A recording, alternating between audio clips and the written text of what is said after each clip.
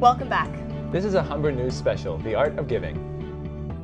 Those looking to take in a show during the holidays might not think they're taking part in a form of giving, but Jason Collette's Basement Revue is giving all kinds of artists the gift of opportunity, a chance to perform that they might not otherwise get.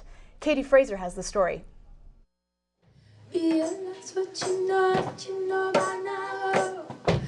In a basement in Toronto, people gather Thursdays in December to support surprise artists who put on a unique show. The Basement Revue has become a tradition for the Dakota Tavern, an intimate venue tucked downstairs near the intersection of Dundas and Ossington. Some people going to this year's events have come to previous revues. They say the small setting helps bring them back every year. Well, I really like the Dakota Tavern. It's a nice, cozy atmosphere. It's one of my preferred places to see a show. Now in its 6th year, the Revue is hosted by Toronto-based musician Jason Collette. Love is a dirty word. Collette is known for his solo work and for his contributions to Canadian indie band Broken Social Scene. Both he and the familiar faces and unknown acts he brings in are a big draw for audience members. And Jason Collette has so many good people that he knows, and so the number of musicians that get up on stage is just amazing. Previous revues have included performances from bandmates such as Kevin Drew and Feist. But while Collette and his friends are known for their tunes, it's not just music that gets to share the stage. The Revue also gives authors, poets, and storytellers a platform and an audience. Damien Rogers is one of the curators for the literary portion of the event. She says the event is very successful at mixing the world of music and written word. I don't think anything's been as successful at bringing those two communities together as, in my opinion, is this series that Jason's founded. Tickets to the Revue sell very quickly and are available online and at Toronto record stores Soundscapes and Rotate This. Jay Anderson is a sales associate at Soundscapes and a musician. He says ticket demand is very high and the event sells out in about a week. People can generally get excited, they come down. Some people will buy 2 tickets for every show, or some people will be like, oh, I want this date and I'll buy 8 tickets. So they go pretty quickly. Due to overwhelming demand and constant sellouts, this will also be the first year Collette takes the Basement Revue from its home at the Dakota Tavern to a larger stage at the Great Hall. The show will take place for 3 Thursdays at the Dakota and 1 night at the Great Hall on Queen Street. Might need some more practice before I will be able to perform for Jason Collette's Basement Revue, but you never know which artists are going to show up. It is a rare opportunity to see them in such an intimate setting. Katie Fraser, Humber News. Though the holiday season is typically about giving, some people in Belgium have one thing they want taken away. Traditionally, the Grand Palace in Brussels displays its annual Christmas tree in the city square. This year it has been replaced with an 82-foot abstract pine tree made of glowing steel cubes, the one you see behind us here. So far, over 25,000 people have signed a petition to remove the tree. They say it's disrespectful to the town's classical architecture that dates back to the 1100s. With student budgets and busy schedules, you may not think Canadian youth have the time for charity. However, a recent study shows younger generations are becoming pioneers in the art of giving. Alex Fuller has more. Who is the largest group of Canadian givers? The answer might surprise you. The Canada Survey of Giving, Volunteering and Participating says it's youth, people between 15 and 24 years old. People in that demographic gave over 100 hours of volunteer service per person on average during the last survey period. Take the example of Dave Fulford, a Humber student who's regularly involved in fundraising for international aid.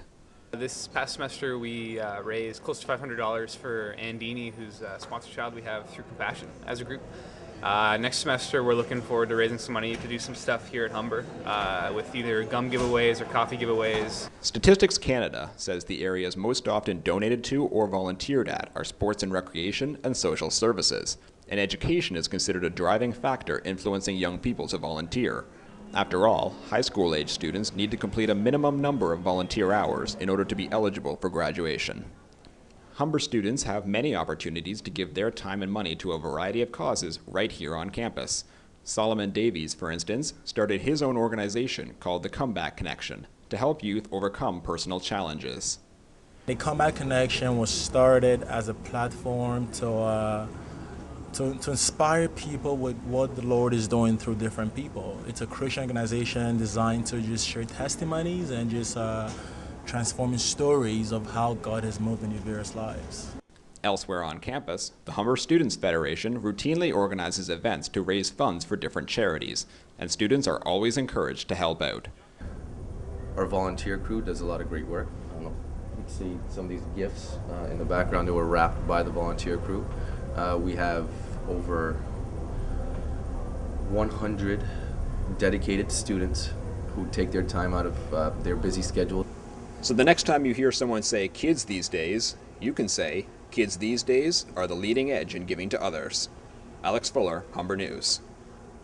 Looking for something new to give this holiday season? Well, how about giving the gift of blood? The Canadian Blood Services are stressing the importance of blood donations. They hope to collect more than 4,000 units by the end of the year. For more information on how or where to donate in your area, you can visit the Canadian Blood Services website. Many people focus on giving back during the holiday season, but Jeanette Liu visited a local charity that says there is a need for greater volunteer commitment year-round. It's the time of year when people give back to those in need. But some charities say while they appreciate the extra help over the holidays, people may take the season of giving too literally, forgetting to help out throughout the rest of the year. The Miller Group, a small charity affiliated with Toronto St. Basil's Church, packs lunches every Sunday throughout the year for the homeless. Co-director of the group, Bess Jarvis, says over the holidays they receive an influx of interested volunteers, but after Christmas, interest in the group dies down, despite the year-round problem of homelessness. I mean, we have a great group of volunteers. We don't have a very big group of volunteers. We recruited people last winter at the Parish Hall Club's Fair. And we got a few people from that, but there are a few people, you know, the way it always is, people sign up and then don't come. Emily VANBERKUM with the group explains why the interest to volunteer might falter and wane past the new year. I think throughout the summer months, people go away on vacation, they get busy, sometimes they even might forget about their commitment. And I also think there's a little bit of a nostalgia over the Christmas season that people have this desire to give back to their community. But some volunteers make a point to extend their generosity year-round. Theo Katokidis, a volunteer with the Salvation Army, says he plans to help the needy way past the holiday season. There was a time when I was in need, and I actually had to use that service. And now that I don't need it, I feel like I need to help them out for the, for the work that they've done for me. And there are some charities that say there are over 1 million homeless people in Canada, and that number isn't exclusive to just the holiday season. Jeanette Liu, Humber News. Thanks, Jeanette. And while some people may be looking for ways to give their time and services, sometimes it's hard to know where to start. Not to worry, though. An organization called Volunteer Canada is looking to make it easier for people to find volunteer work. The company's improved website provides extensive resources on how to get involved. This way, people can find volunteer opportunities that match their interests, skills, and location. For more details, you can visit the website.